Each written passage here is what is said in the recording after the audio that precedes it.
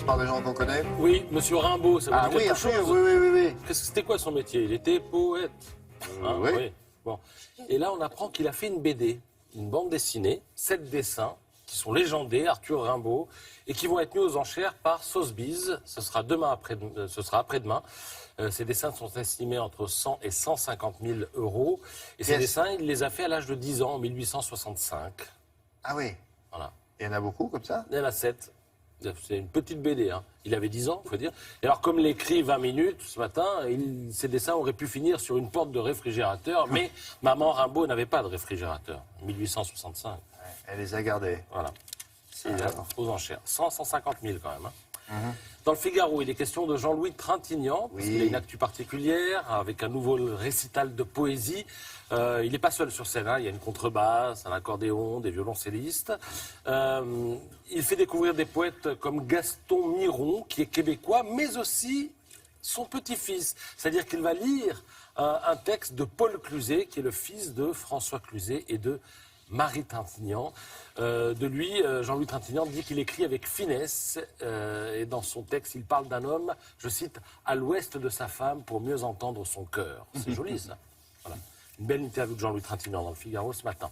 On va faire le point maintenant sur Pierrette Bloch, artiste octogénaire, exposée actuellement à Paris, galerie Karsten Grève. Alors sa spécialité, c'est justement de faire des points.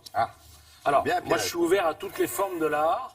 Pas de méprise, j'étais, c'est vrai, un peu interloqué ce matin en découvrant ça dans Libération.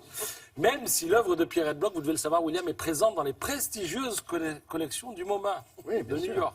Alors, vous voyez peut-être des oiseaux sur une ligne à haute tension ou les bâtonnets comme ceux d'un prisonnier qui compte les jours, vous savez, avant de sortir, ou le pelage d'une panthère, ou des scarabées en file indienne. En tout cas, comme l'écrit Clémentine Mercier dans Libération. Des voitures noires sur un parking. Voilà. Oui. Les visions surgies de tous ces alignements n'appartiennent qu'à celui qui les imagine. Ça, c'est bien trouvé. Alors moi, je suis épaté par la plume de Clémentine Mercier dans Libération ce matin. Il faut que je vous lise le début du papier qui accompagne ce tableau. Il pourrait presque passer inaperçu, fragile et réservé, parfois noir, parfois blanc, souvent rangés en ligne. Les points de Pierrette Bloch finissent par entamer une sarabande pour peu que l'on prenne le temps de les regarder attentivement. En dépit de leur ordre de façade, ils ne se ressemblent pas et chahutent sans jamais s'égarer. Chahutent sans jamais s'égarer, c'est joli. Petits ventrus pleins, mouchetés, parfois ovales, comme des empreintes digitales.